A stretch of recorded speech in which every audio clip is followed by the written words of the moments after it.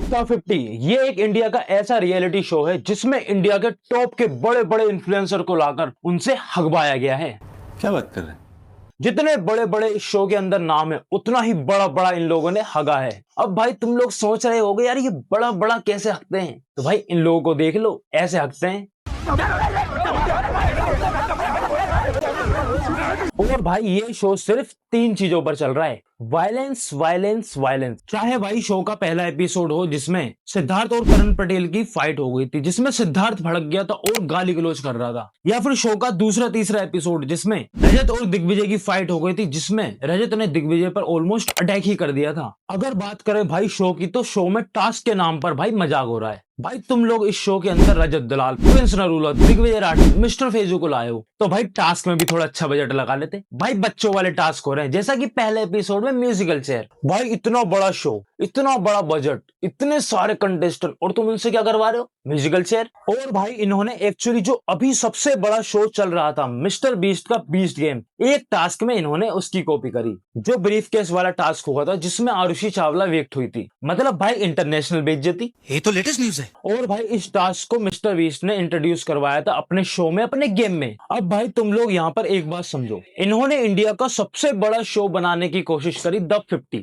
जिसमें इंडिया के टॉप के बड़े इन्फ्लुएंसर्स और टीवी स्टार्स को लेकर आए, लेकिन भाई टास्क के नाम पर इंटरनेशनल बेइज्जती करवा दी। भाई टास्क में भी थोड़ी क्रिएटिविटी दिखा देते, उसमें भी थोड़ा बजट लगा लेते, तो टास्क को देखना थोड़ा इंटरेस्टिंग हो जाता। बस एक टास्क मुझे थोड़ा इंटरेस्टिंग लगा, जो कि तुमने मिस्टर बीस्ट की कॉपी करी थी, वही थोड़ा इंटरेस्टिंग था। और अगर बात करें भाई शो के कंटेंट की, तो भाई कंटेंट के नाम पर सिर्फ लड़ाई झगड़े दिखाए जा रहे हैं। भाई इस शो के अंदर इतनी लड़ाइयां हो रही हैं, इतनी लड़ाइयां हो रही हैं कि भाई मेकर्स भी परेशान है कि इतना वायलेंस हम कैसे दिखाएं, तो वो कवर अप करने के लिए कुछ ये कर रहे हैं।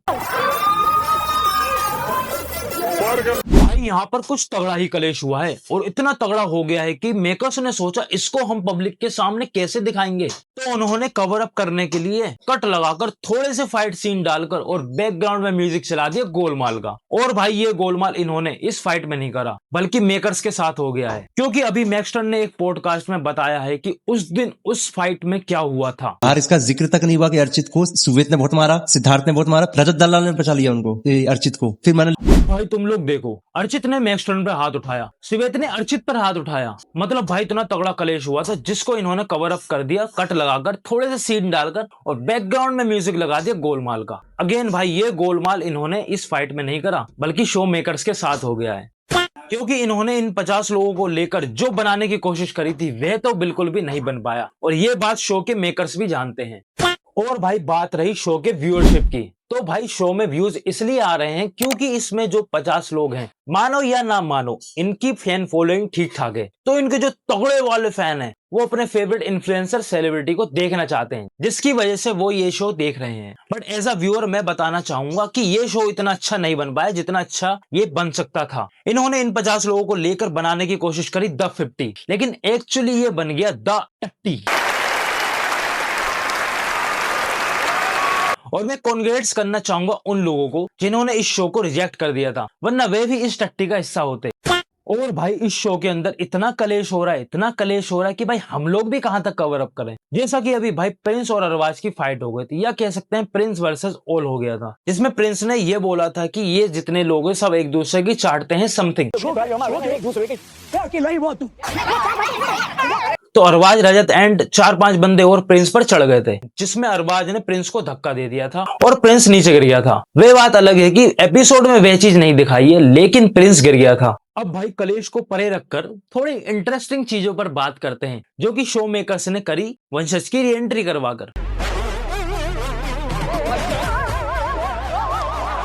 हाँ भाई वही वंशज जो शो के पहले एपिसोड में अनफेयर तरीके से बाहर हो गया था। तो वंशज ने बाहर आकर Prince and Karan Patel and show की लेनी देनी कर दी थी। वंशज ने शो से निकलने के बाद अपने सोशल मीडिया पर इन लोगों को रोस्ट करा एंड भाई कितने पॉडकास्ट एंड इंटरव्यू दे दिए, जिससे शो को हेट मिलने लगी। तो इन लोगों ने इसकी री एंट्री करवाई, किसके साथ?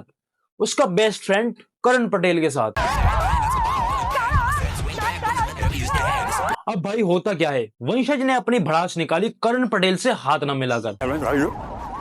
I wanna shake your hands. Can we share? और बोला मेरा एविक्शन अनफेयर तरीके से हुआ था, परफॉर्मेंस के बेसिस पे होना चाहिए था समथिंग। फिर क्या भाई, इन दोनों को 3 टास्क दिए जिसमें 2-1 से करण पटेल जीत गया और करण पटेल ने बोला कि एक छोटी सी रिक्वेस्ट है, इसे अपने साथ में ले जा सकता हूं, चांस टू और लायन ने करण पटेल की बात मान ली। अब भाई वंशज शो में तो आ गया, लेकिन भाई दिख रहा है कि उससे लोग जल रहे हैं शो में।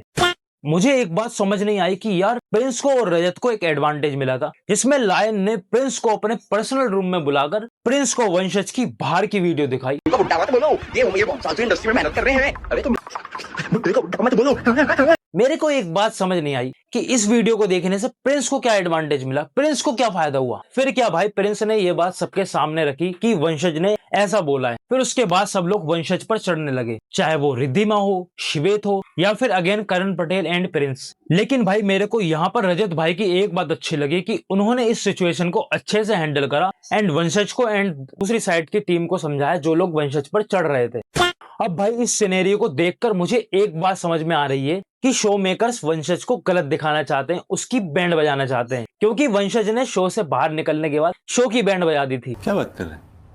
अब ये लोग उसका बदला लेना चाहते हैं वंशज को गलत दिखाकर, लेकिन वो ऐसा नहीं कर पा रहे क्योंकि भाई वंशज एक्चुअली अच्छा खेल रहा है, अपना स्टैंड ले रहा है एंड टास्क भी ठीक ठाक कर रहा है अभी तक, बस थोड़ा सा इमेच्योर है जिसको फेजू ने बहुत अच्छे से समझाया। अगर तेरे से कोई बात कर रहा है ना तो फट से उल्टा जवाब मत दे। क्यों? क्योंकि तू छोटा है, सामने वाला क्या एक्सपेक्ट करता है कि तू छोटा है तो तू हल्का सुन लेगा, ठीक है? और फेजू की इस बात से मैं भी एग्री करता हूँ। So that's it for today guys, the 50 की टट्टी। यस, इस वीडियो को बनाने में मेरा ऑलमोस्ट पूरा 1 मंथ गया है और अगर तुम लोगों ने ये वीडियो पूरी देखी होगी तो तुमने नोटिस करा होगा कि मैंने इस वीडियो में कितने डिटेल में बात करी है इस शो को लेकर और इस शो में क्या चल रहा है। तो तुम लोग अगर मेरे पॉइंट से एग्री करते हो या नहीं करते, अपनी राय कमेंट में जरूर कर सकते हैं। और अगर आप लोगों को ये वीडियो थोड़ी सी भी अच्छी लगी है तो भाई लाइक करो, शेयर करो और मुझे सोशल मीडिया पे फॉलो कर लो। मिलते हैं नेक्स्ट वीडियो में, बाय।